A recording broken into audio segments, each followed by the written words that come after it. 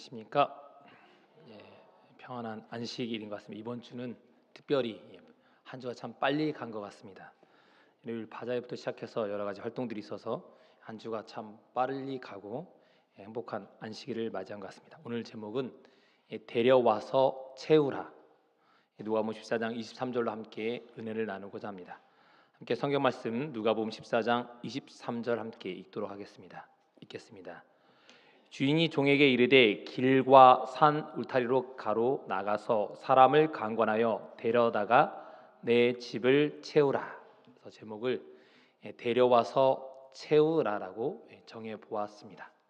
이번 10월은 유난히 감기와 저는 함께하는 달인 것 같습니다. 좀 나아지긴 했는데 아직도 감기가 제가 남아 있어서 목소리가 괜찮다고 하시는 분도 있고 좀 차분해졌다는 얘기도 듣는 것 같습니다. 데려와서 채우라는 말씀으로 함께 은혜를 나누고자 합니다.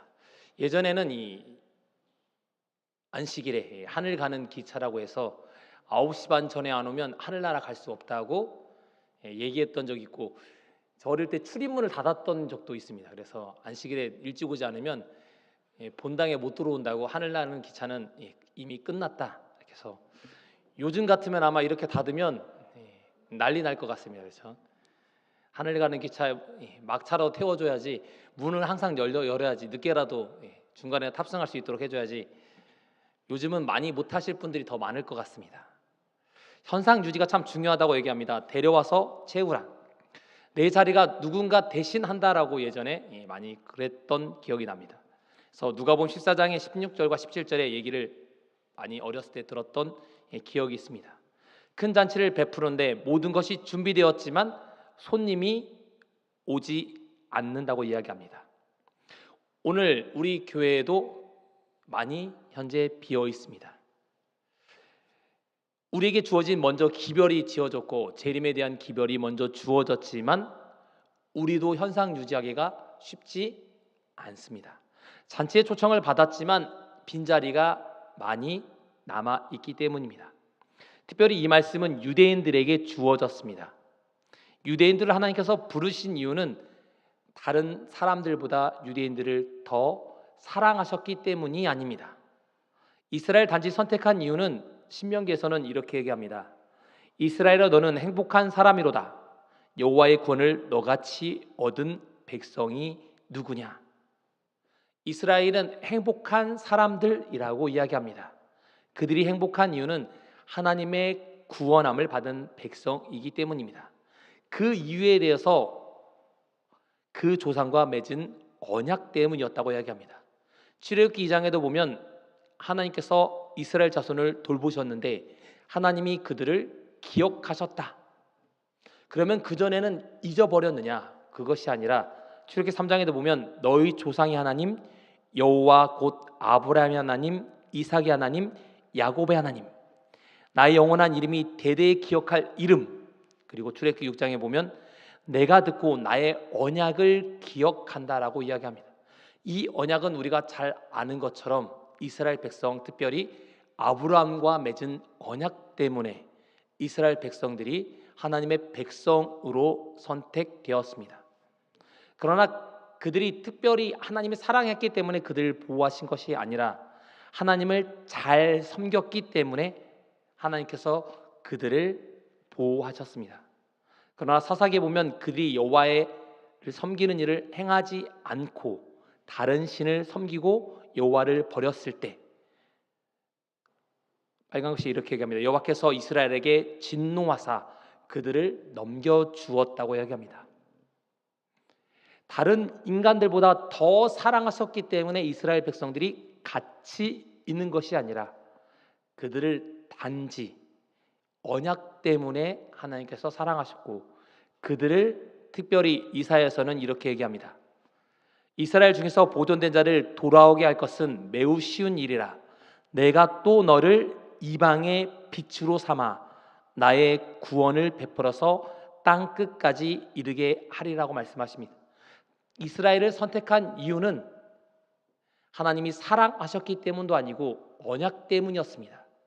그리고 특별히 그들을 통하여 이방의 빛으로 삼기 위해서 그들을 선택했습니다. 그러나 그들은 착각합니다. 자신들이 선택된 백성이라고 착각했기 때문에 다른 백성들을 무시하는 사람들이 되옵니다. 금묵작이라는 말이 있습니다. 묵을 가까이 할수록 검어진다. 친구의 영향을 많이 받는다고 얘기합니다. 요즘은 부모님의 영향보다 초등학교 고학년이 되면 부모를 따라가기보다는 친구 따라가는 걸 더 좋아하고 친구들과 함께 있기를 더 좋아합니다. 또래 집단이 형성되기 때문에 고학년이 될수록 부모보다는 친구의 영향을 더 많이 받습니다. 교회를 선택하는 부분도 신앙을 선택하는 부분도 본인이나 부모님보다 친구의 영향을 더 많이 받는다고 합니다. 우리나라에 말해도 친구 따라 강남 간다라는 말이 있습니다. 이 강남이 한강의 아래에 있는 강남을 가리키지 않는 것을 잘 알고 계실 겁니다. 먼 거리를 간다는 것입니다. 제가 걸음걸이가 상당히 빠른데 어릴 때부터 6살 때부터 제가 누나들을 따라다녔더니 누나들 걸음걸이 맞추다 보니까 제가 산에 갈 때도 빨리 가고 다른 사람을 제가 고려하지 않습니다. 그래서 저는 혼자 가는 게 좋습니다. 산에 갈 때도 혼자 가는 게 좋고 보통 사람보다 제가 한 10배 가까이 빨리 갑니다. 그래서 보통 사람은 정상 오면 저는 이미 정상에서 찍고 내려와서 아래에서 기다리고 있던 적이 많이 있었습니다. 그런데 이렇게 얘기합니다. 빨리 가려면 혼자 가는 게 낫고 멀리 가려면 함께 가라고 얘기합니다. 그래서 요즘은 친구와 함께 가는 아이들이 많이 있습니다. 교회도 누구와 함께 갈까요? 친한 사람들과 함께 가게 되어 있습니다. 다음 주면 우리가 전도회가 있습니다. 우리와 새로운 사람, 전혀 모르는 사람, 나 혼자만 빨리 가려 하지 마시고 함께 멀리 하늘 가는 길에 함께 가게 되시기 바랍니다. 첫 번째는 보면 아브람을 따라 나선 사람들이 있습니다. 데려와서 채우려면 아브람처럼 옆에 따라 나선 사람들이 있습니다. 보면 롯이 따라 나왔고 그의 부인이 사라가 따라 나왔습니다. 사라는 평안함을 버리고 남편을 따라 나섰습니다. 창세기 12장에 보면 아브람이 여호와의 말씀을 쫓아갔고 롯도 그와 함께 갔다라고 이야기합니다. 롯은 아브람을 따라갑니다. 왜냐하면 그의 아버지가 죽었기 때문에 삼촌이 자기 아버지처럼 따랐던 것입니다. 그러나 롯은 착각하게 됩니다. 자신이 부자가 된 이유는 아브람 곁에 있었기 때문입니다. 창세기 12장 1절에 보면 하나님께서 아브람을 개역 성경에는 복의 근원이 될지라 이야기하십니다. 아브람의 곁에 있으면 복을 받을 수밖에 없는 존재가 된다라고 하나님께서 선언하셨습니다. 그런데 롯은 착각하고 자신이 잘했기 때문에 자신의 종들이 잘해서 재산이 불어난 줄 알았습니다. 그렇기 때문에 그는 착각하고 아브람 곁을 떠나게 됩니다. 아브람 곁에 떠났더니 복의 근원에서 점점 멀어지니 그의 재산이 점점 줄어들었음을 우리는 잘 알고 있습니다. 잘못 알았기 때문에 그는 아무것도 남지 않았고 오직 아브람의 은혜로 그는 구원함을 받습니다.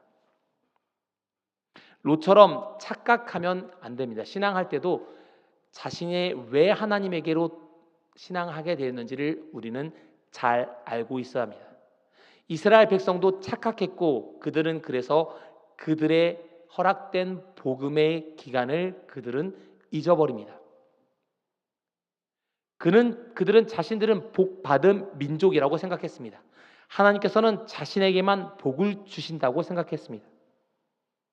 그래서 그들은 우월적 마음에 사로잡혔고 주변 백성들을 거절하고 그들을 배척하기 시작합니다. 그럴 때 하나님께서 그들에게 주신 특권을 잃어버렸고 스데반을 돌로 침으로 인하여 그들에게 허락된 복음이 그치게 됩니다. 그리고 나서 하나님께서는 바울과 바네바를 선택하셔서 이방의 빛으로 삼으셨고 지금 우리가 하나님의 복음을 알 수 있는 기회가 되었습니다. 너를 이방의 빛으로 삼아 너로 땅끝까지 구원하게 하신다고 말씀하셨기 때문에 우리는 복 받은 사람이 됩니다. 롯은 그것을 잃어버려서 아브람을 떠나서 자신의 것을 선택했을 때 모든 것을 잃어버립니다. 처음에 떠날 때는 롯과 아브라함의 재산이 비슷했습니다. 그리고 롯이 선택한 곳은 소돔 성과 가까운 곳이어서 아주 비옥한 땅이었습니다. 그러나 그는 창세기 19장에 보면 하나님이 들의 성들을 멸하실 때 롯에 거하는 성을 엎으실 때 아브라함을 생각하사 롯을 그 엎으시는 중에 내어 보내셨더라. 착각에 빠진 롯은 자신의 재산을 모두 다 잃어버렸습니다. 자신의 모든 것을 잊고 나서야 아브라함 곁을 떠난 것을 후회하게 되었습니다. 자신의 생명이 보존된 것도 자신의 믿음 때문이 아닌 아브라함의 기도 때문에 구원함을 받을 수 있었습니다. 우리의 삶 속에서 우리가 안전한 것은 우리를 위해 끊임없이 기도하는 부모님이 계시고, 그리고 우리를 위해서 끊임없이 탄원하고 계시는 성령님이 계시기 때문에 성도님들과 제가 오늘도 이렇게 기도하지 않더라도 안전할 수 있는 겁니다. 우리의 삶 속에서 우리가 안전하다고 생각하는 착각에 빠지면 안 됩니다. 롯과 같은 착각에 빠지면 신앙의 어려움을 겪고 모든 것을 잃어버리고 나서 그때서야 신앙의 올바른 방향을 깨달을 수 있습니다. 많은 이들은 착각에 빠집니다. 삶에 평안할 때, 그리고 뭔가 사업이 잘 될 때, 나가 잘하기 때문에 복이 있다라고 생각합니다. 그러나 그것은 우리의 복이 아닌 하나님의 곁에 있기 때문에 하나님께서 우리에게 복을 주심을 우리는 잘 알고 있어야 합니다. 누군가를 따라 나선다면 그것은 하나님 곁에 바짝 붙어 있어야 합니다. 가장 안전한 곳은 하나님의 곁이기 때문입니다. 나의 나된 것은 오직 주의 은혜임을 우리는 잊지 말아야 합니다. 아브라함을 따랐던 많은 사람들은 아브라함 곁이 가장 편안한 것임을 알고 있었습니다. 그렇기 때문에 그의 종들 외 1000명이 넘는 그의 가족이 안전할 수 있었고 아브라함의 재산은 유지될 수 있었습니다. 그러나 그 아브라함 곁을 떠났을 때 롯은 모든 것을 잃어버리게 되었습니다. 우리도 오늘날 마찬가지로 하나님의 곁을 떠나면 더 안전할 것 같고 더 잘 될 것처럼 보이지만 그렇지 않고 어려움을 겪게 될 것입니다. 그렇기 때문에 하나님께서 이렇게 얘기합니다. 길과 산 울타리에 가서 사람을 강권하여 데려다가 내 집을 채우라. 내가 박차고 나간 자리는 누군가 채워지게 되어 있습니다. 내가 아니면 아무것도 할 수 없을 거라고 생각할 때가 많습니다.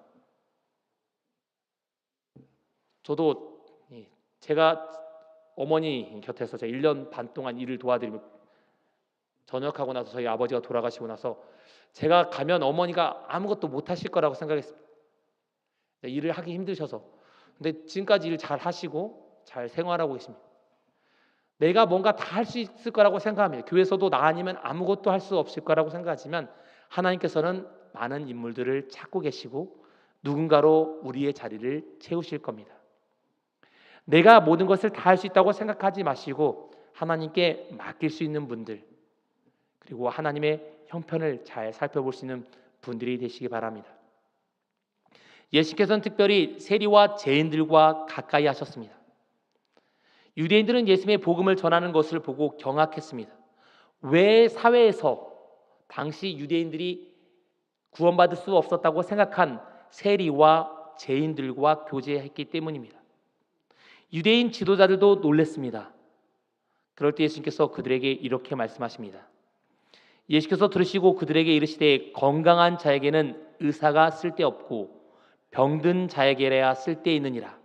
나는 의인을 부르러 온 것이 아니요 죄인을 부르러 왔노라고 말씀하십니다. AD 30년 봄 예수님께서는 갈릴리에서 복음을 전하십니다. 그러나 갈릴리에서 사람들이 예수님의 복음을 거절합니다. AD 30년 봄, 예수님은 이제 갈릴리에서 더 이상 봉사하지 않으시고 이때 세리와 죄인들과 골목에서 있는 가난하고 병든 사람을 위해서 일하기 시작하십니다. 그리고 이제 유대인뿐만 아니라 마태복음 15장에 보면 갈릴리 지방이 아닌 두로와 시돈 지방으로 들어갔다는 내용을 기록하고 있습니다. 유대인들에게 허락한 복음이 이제는 이방 사람들에게도 복음의 길이 열리는 시작점이 예수님 당시부터 시작된 것입니다. 이 사건 이후로 예수님께서는 유대인에게만 복음을 전한 것이 아니라 이방인들, 특별히 사마리아인들, 요한복음 4장에 기록된 사마리 여인과 있는 일들이 이때부터 일어나기 시작합니다. 예수님이 승천하신 이후에 길과 산울가에 있는 사람들, 스데반의 돌로 죽임을 당한 다음에 그 외 사람들에게 복음을 전해서 하나님의 전을 채우는 일을 하게 하십니다. 많은 제자들이 예수님을 떠나갔습니다. 갈릴리에서 복음 사역을 하지 않을 때. 그러나 14장 21절 나온 것처럼 그 종들에게 이르되 빨리 시내의 거리와 골목으로 나가서 가난한 자들과 몸 불편한 자들과 맹인들과 저는 자들을 데려오라라고 말씀하십니다. 유대 국가에게 허락된 복음이 그치더라도 이방인들에게 복음을 통하여 그 자리가 채워지게 되었습니다. 이 사건 이후로 저희에게도 영적 이스라엘이 될 수 있는 기회가 온 것입니다. 하나님께서는 하나님의 전을 분명히 채우실 것입니다.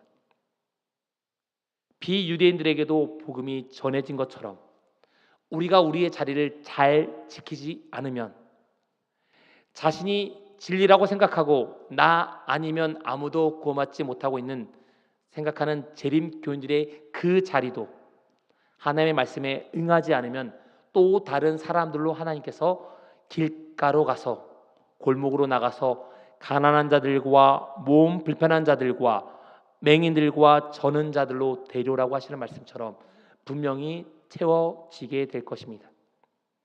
우리는 우리의 자리를 잘 지켜야 합니다. 그리고 옆에 또한 빈자리도 다른 사람으로 채울 수 있도록 인도하는 사람이 되어야 합니다. 내 자리를 먼저 잘 지키는 분들이 되시기 바랍니다. 그리고 내 자리 옆에 또 다른 사람을 데리고 와서 채울 수 있는 분들이 되시기 바랍니다. 두 번째, 강권에서 데리고 오라고 말씀합니다. 이 헬라어 아낭카조라는 말은 간곡하게 청하다, 권하다. 어떤 사람들은 이걸 가서 이 아낭카조라는 말이 간권하다라는 말은 강압적으로 해서 자리에 앉힌다라고 생각합니다. 예전에는 억지로 데려와서 교회에 앉혀도 교인이 되는 경우가 많이 있었습니다. 그런 말로 이 단어가 사용된 것이 아닙니다. 사람을 강권하여 데려다가 내 집을 채우라는 이 말은 강제로 믿어서 앉혀서 채우라는 말씀이 아니라 제자들에게 예수께서 그렇게 가르치지도 않으셨고 사도시대에 그렇게 하지도 않았습니다. 강권해서 자리를 채운 적이 한 번도 없습니다. 이 단어의 의미는 간곡하게 청한다는 겁니다. 거듭해서 복음을 전한다는 의미입니다. 다른 사람이 복음을 거절한다 하더라도 실망하지 않고 복음을 전하는 일을 우리가 해야 합니다. 창세기 24장에 보면 아브라함의 종이 사라를 데리러 가는 일을 하게 됩니다. 그때 아브라함이 그에게 억지로 데리고 오지 말라라고 이야기합니다. 자기 아들을 데리고 가지도 말라. 이 데리고 가라는 단어에 강하게 끌고 간다는 표현입니다. 그런데 이 종이 리브가를 이삭의 부인이었던 리브가를 데려오는 과정에서 억지로 데리고 오지 않고 뭐합니까? 데리고 왔다는 이 표현은 설득해서 데리고 왔다는 표현입니다. 아브라함의 종이 그 여인에게 충분히 설득시켜서 이해한 여인을 리브가를 데려왔다는 겁니다. 자신의 마음과 뜻이 서로 맞았다는 표현입니다. 하나님의 복음을 전하는 전도에 데리는 것도 우리는 끊임없이 간권해야 합니다. 거듭해서 거절하도 계속해서 그 사람에게 하나님의 복음을 알도록 저희가 권해야 합니다. 억지로 푸시하는 것이 아니라 평상시에 그 사람과 교감하는 게 있어야 됩니다. 교감하는 것이 없으면 문제가 발생합니다. 요즘 보면 이 세계에도 어려움이 있게 됩니다. 복음은 핍박이나 협박이 아닙니다. 되풀이해서 권면하는 게 바로 복음을 전해야 합니다. 복음을 전하다 보면 논쟁하기 쉽습니다. 논쟁은 논쟁을 낳고 잘못하면 논쟁에 대한 보복이 될 수 있습니다. 그러면 그 사람과의 더 이상 복음의 통로가 끊기게 됩니다. 교리적으로 승리하는 것은 복음의 기쁨을 전하기보다는 그 사람과 단절되기 쉽습니다. 우리는 사람들과 친해지는 일을 해야 합니다. 이 비유에서 잔치에 데려오는 사람들을 물리적으로 데려오지 않았습니다. 주인의 의도가 만약에 무력으로 되었다면 손님들에게 무력적으로 행사했을 겁니다. 초청을 받지 않는 사람들을 무력으로 진압했을 겁니다. 그러나 여기에 보면 원하는 사람을 데려오게 합니다. 그리스도에게 데려오는 데는 박해를 수단으로 삼지 않습니다. 종교 문제 때문에 무력이나 박해를 사용하면 어려움을 겪게 됩니다. 요즘 중국과 러시아가 끊임없이 종교를 탄압하고 있습니다. 중국에서도 복음을 전하지 못하도록 요즘에 하고 있고, 러시아도 복음을 전하지 못하도록 끊임없이 전쟁을 통하여 어려움을 겪게 하고 있습니다. 이들은 현재 사단의 앞잡이 노릇을 하고 있습니다. 이럴 때 우리는 기도해야 합니다. 사단의 앞잡이라는 이 사람들에게 하나님의 심판이 있기를 기도해야 합니다. 끈질긴 하나님께 기도해야 합니다. 복음은 끈질기는 있어야 합니다. 과거 수세기 동안 그리스도라고 생각하는 많은 사람들이 당연히 여겼던 것, 물리적인 힘으로 그들에게 복음을 전하지 못하게 해서 복음이 전해지지 못한 적은 없습니다. 복음은 끊임없이 끈질김으로 인하여 복음이 전해졌습니다. 가족들에게, 친구들에게, 이웃들에게 복음에 끊임없이 강권하는 일을 하게 되시기 바랍니다. 제가 어릴 때 여름 성경학교 가면 되면 저는 참 고민이 됐습니다. 여름 성경학교 때 이 인도상을 꼭 줍니다. 인도상이 선물이 제일 큽니다. 제가 선물을 받고 싶어서 인도상을 받고 싶은데 친구한테 제가 말을 못하는 겁니다. 제가 지금 있지만 그때는 더 소극적이어서 저희 둘째 보리가 좀 그런데 저는 친구들 앞에서 말을 하지 않습니다. 여자애들하고 말도 하지 않고 그냥 가만히 있습니다.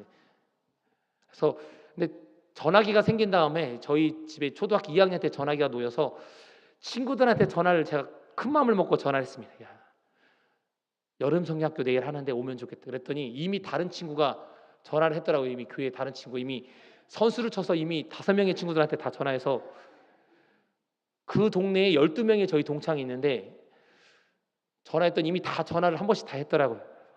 그 해는 제가 실패했습니다. 그래서 그 다음 해에 제가 큰 마음을 먹고 제일 먼저 전화했더니 그래서 그 해는 처음으로 제가 인도상을 받을 수 있었습니다. 친구한테 얘기하면 뭐합니까? 빨리 해야 되고 끈질김으로 해야 됩니다. 데리고 오는 것도 자신감이 필요합니다. 아브라함의 종이 담대하게 전했기 때문에 리브가가 담대하게 따라올 수 있었습니다. 우리는 복음을 전할 때 담대하게 전해야 합니다. 기회는 다시 오지 않기 때문입니다. 다음번에 갈게요. 다음번이 마지막일 수 있습니다. 제가 침례 공부 시켰던 분이 목사님, 전도사님 다음 주에 교회 꼭 갈게요. 다음 주에 오기 전에 그분이 돌아가셨습니다. 다음번에는 우리에게 없습니다. 오늘이 여러분이 마지막이라고 생각하시고 하나님의 복음 안에 들어오시는 여러분이 되시기 바랍니다. 그 여러분의 친구들을, 사람들에게 하나님의 복음을 전하는 분들이 되십시오. 우리가 채우지 않으면 누군가가 이 자리를 대신 채우게 되어 있습니다. 예수님을 받아들였던 안드레는 그 복음을 받아들이고 자신의 가족인 베드로를 데려옵니다. 자신에게 좋은 기별이 있으면 그 기별을 가장 가까운 사람에게 전해지고 싶기 때문입니다. 데리고 오지 않으면 누군가가 데리고 오고 그렇지 않으면 그게 마지막일 수도 있습니다. 억지로 데리고 오면 어떻게 될까요? 헬라어에 데리고 오다라는 이 오다라는 단어는 에코마이라는 단어입니다.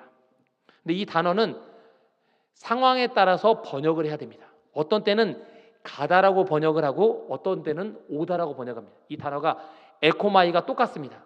가다라고도 번역되기도 하고 오다라고도 번역됩니다. 어떻게 하냐면 그 문맥을 잘 살펴봐야지 알 수 있습니다. 사람을 데리고 가는 것도 잘 살펴봐야 합니다. 먼 여행을 갈 때 마음 맞지 않는 사람들과 가면 그 여행 기간은 정말 행복하지 않습니다. 그래서 제가 성지순례를 가지 않습니다. 왜냐하면 가게 되면 어른들하고 가셔서 저는 불편해서 그 성지순례 기간이 성지순례가 아니라 열심히 보살피는 기간이 될 것 같아서 혼자 가든지 뭔가 마음이 맞은 사람이 갈 때까지 기다리고 있습니다. 그러면 50이 좀 돼야겠죠. 제가 갈 때쯤 이제 되면 제 밑에 이제 목회자들이 가는 게 싫어하겠죠. 왜냐하면 선배 목사님들과 가기 때문에. 사람마다 이렇게 서로마다 차이점이 있습니다. 보면 요셉을 이스라엘에서 애굽으로 데려갔을 때 억지로 데리고 갑니다. 요셉을 데려갔을 때 요셉은 끌려가지 않으려고 발버둥을 쳤을 겁니다. 자신의 의지가 아닌 강제적으로 갔기 때문에 그는 기쁘지 않았습니다. 군대에서 일을 하다 보면 저 혼자 할 수 있는 일을 저도 20명을 데리고 한 적이 있습니다. 제가 한 10분 만에 끝날 수 있는 일을 20명을 데리고 하루 종일 하는 겁니다. 밭 가는 일을, 밭을 엎는 일을 20명이 하루 종일 합니다. 그런데 10분이 제가 할 일도 하루 종일 해도 끝나지 않습니다. 왜냐하면 하기 싫은 일을 하기 때문에 어느 누구도 열심히 하지 않습니다. 강제적으로 끌려온 곳에서 열심히 하지 않기 때문입니다. 교회에도 억지로 앉혀놓으면 기쁘지 않습니다. 요셉이 자신의 막내 동생인 베냐민을 억지로 데려오라고 합니다. 그럴 때 한 달이 넘도록 그의 형들이 베냐민을 데리고 오지 않습니다. 결국에 마지막에 먹을 것이 떨어졌을 때 데리고 옵니다. 그때 유다가 확신을 주고 데려옵니다. 우리도 데리고 오려면 그 사람의 됨됨이를 보고 신앙합니다. 억지로 신앙하게 되면 그 신앙은 오래 유지될 수 없습니다. 많은 사람들이 교회에 오게 된 이유는 사람 때문에 교회에 온다고 합니다. 그리고 교회를 떠나는 이유를 물어보면 사람 때문에 교회를 떠난다고 합니다. 카톨릭을 왜 좋아하냐고 물어봤더니, 제가 복수 전공할 때 물어봤더니 신부님이 너무 편안하는 겁니다. 신부님한테 늘 가서 상담할 수 있고 신부님과 함께 막걸리 한 잔도 같이 할 수 있고 편안하게 너무 해서 친구 같기 때문에 너무 편안하답니다. 공감해 주기 때문에 편안하다는 겁니다. 신앙은 뭐합니까? 가까울수록 친해질 수 있습니다. 카톨릭처럼 저희가 뭐 그렇게 하라는 게 아닙니다. 여러분과 공감될 수 있는 사람들, 그 사람과 공감대를 해줄 때 그 사람이 신앙 안에 더 잘 들어올 수 있습니다. 요즘 신앙을 이해해서 교회에 들어오는 경우가 많지 않습니다. 사람에게 감동되기 때문에, 그 사람이 하는 신앙이 너무나 좋아서, 그렇기 때문에 많은 사람들이 들어옵니다. 자기 의지대로 이스라엘 떠난 사람이 있습니다. 자신의 의지대, 자신의 생각대로 신앙을 하게 되면 어떻게 될까요? 대표적인 인물들이 이 룻기에 보면 나옵니다. 자신의 먹을 것을 찾아서 떠났던 베들레헴의 한 사람, 그 사람들은 모압 지방으로 떠나갑니다. 베들레헴보다 이 모압이 더 좋았기 때문입니다. 이 모압은 아르논 강을 중심으로 펼쳐진 들판이 있었습니다. 하나님의 주신 기업의 땅, 이 땅은 원래 떠나면 안 되는 곳이었습니다. 그런데 그들은 이곳에서 10년 동안 거주합니다. 하나님을 떠나면, 좋은 곳을 찾아 떠나면 더 잘 될 것 같고 사업이 더 잘 될 것 같았습니다.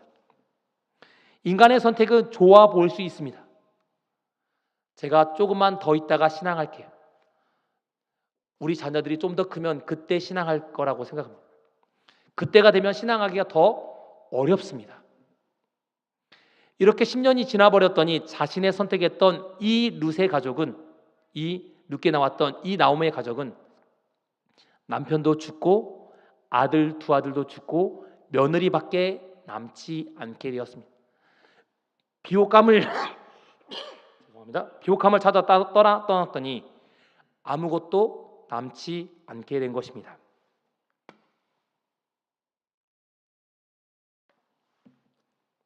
팔레스타인의 흉년은 주기적으로 찾아왔습니다.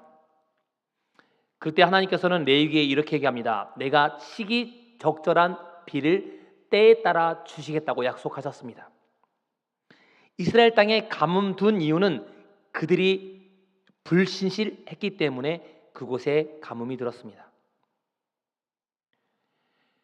사해지방의 모압 고원 때문에 영향이 된 것이 아니라 바로 하나님의 말씀을 어겼기 때문입니다. 이 사해지방의 영향을 받지 않는 땅은 바로 이 모압 땅이었습니다. 그렇기 때문에 인간적인 형편을 봤을 때 이 모압 땅은 가장 비옥한 땅이었고 좋은 땅이었기 때문에 이 나오미의 가정은 그곳을 떠났습니다. 처음에는 좋아 보였고 나아 보였고 더 형편이 나아진 것처럼 보였습니다.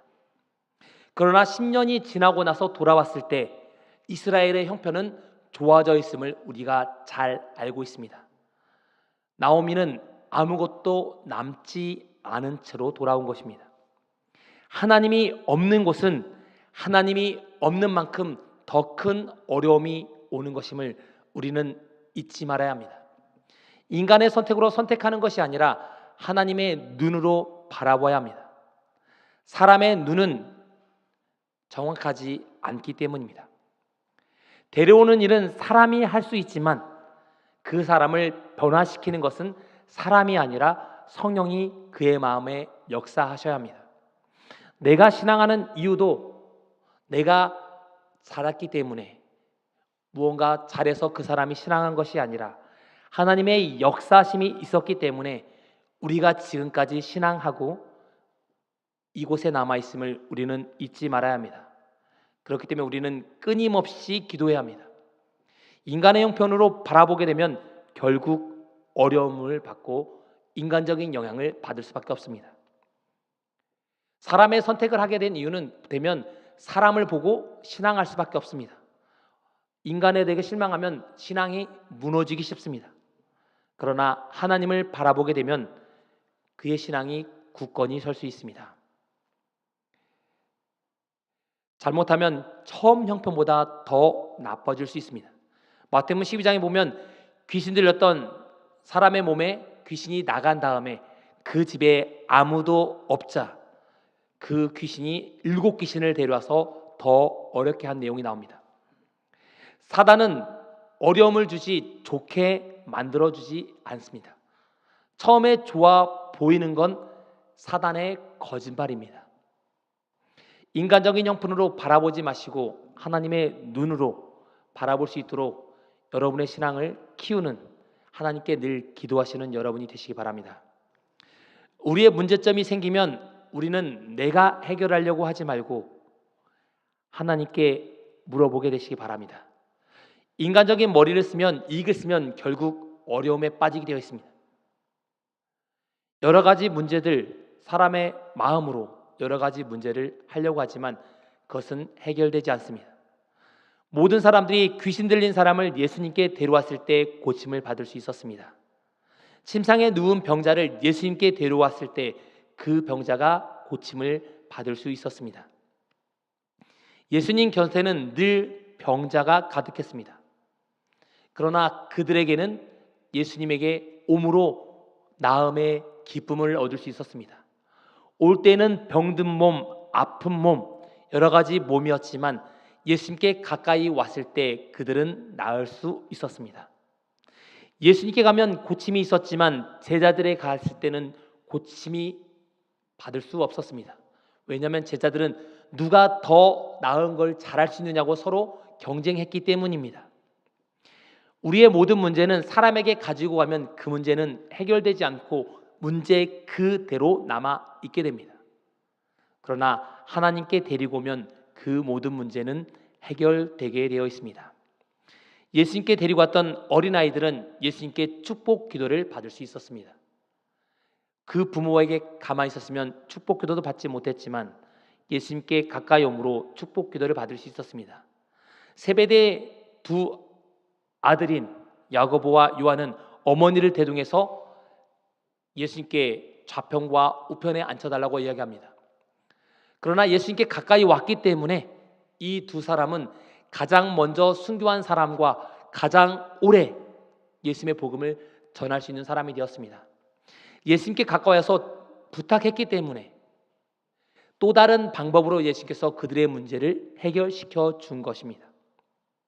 예수님께 가까이 온 사람들, 그 사람들은 모두 나음을 얻을 수 있었습니다. 우리들의 모든 문제를 예수님께 가까이 가지고 가시는 여러분이 되시기 바랍니다. 다음 주에 우리는 전도회를 갖게 됩니다. 우리의 모든 문제를 하나님께 가지고 오시는 여러분이 되시기 바랍니다. 여러분의 자리를 잘 지키게 되시기 바랍니다. 한 주 동안 잘 지키시고 또한 여러분의 이웃들에게 하나님을 소개하는 분들이 되시기 바랍니다. 남의 집 잔치 보듯이 가만히 집에 있지 마시고 하나님의 말씀을 매일매일 듣는 일에 열심을 내줘서 이 자리에 오게 되시기 바랍니다. 하나님께서 여러분이 오지 않으면 또 다른 사람으로 이 자리를 채우게 되실 겁니다. 정했던 사람들은 모두 잔치를 맛봐야 합니다. 여러분께서 말씀의 잔치에 모두 참여하셔서 그리고 주변 이웃들에게 하나님의 말씀을 함께 데려오셔서 하늘 가는 모든 길에 함께 동행하셔서 하늘까지 모두 함께 가시는 교우님께 모든 성도님 되시길 바라면서 말씀 마치겠습니다.